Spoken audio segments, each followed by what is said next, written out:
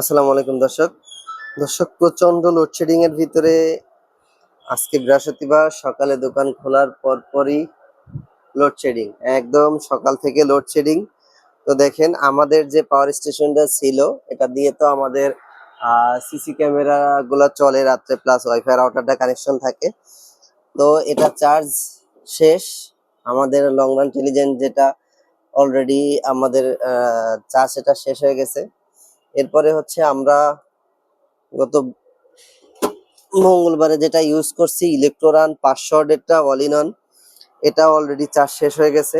এবং যেটা ব্যবহার করছি এর আগে মঙ্গলবারে প্রচন্ড লোডশেডিং, সেই জায়গাতে আমরা কিন্তু দুইটা পাওয়ার স্টেশন ইউজ করছি। এটা হচ্ছে ইলেকট্রোরানের 1000 ওয়াটেরটা, এটা চার্জ শেষ করছি।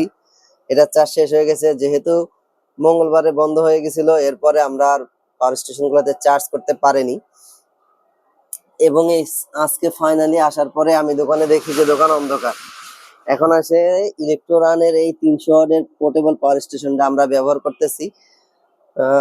অলমোস্ট 1 ঘন্টার কাছে বেশি হয়ে গেছে মনে হয় লোডশেডিংটা।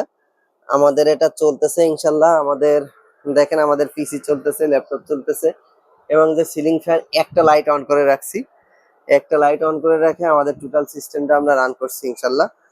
তো এই মাত্র কারেন্ট আসলো, এই যে মাত্র কারেন্ট আসলো, প্রায় 1.5 ঘন্টার বেশি লোডশেডিং।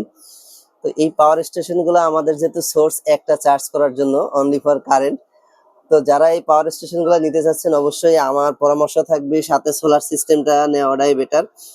অতিরিক্ত লোডশেডিং এ কিন্তু আহ এই পাওয়ার স্টেশন গুলো চার্জ শেষ হয়ে গেলে আপনারা আর কারেন্ট ছাড়া কোনোভাবে চার্জ করতে পারবেন না। এবং আরেকটা অপশন আছে সোলার।